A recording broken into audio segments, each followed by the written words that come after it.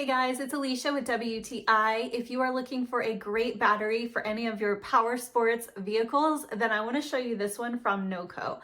This is a NOCO Lithium battery, and this is the NLP14 500 amp battery, and this is a great option. So what I like about it is it's nice and lightweight, yet it is very powerful. It holds its charge really, really well, and we have been super happy with it, so much that we have it in one bike, and then we ended up getting it for another one as well.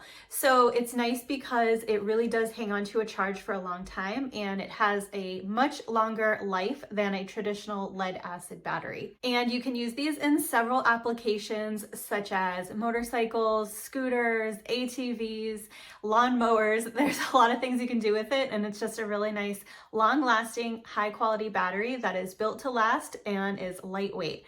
So if you're looking for a battery like that, then definitely check out this one from NOCO, and that's my point of view.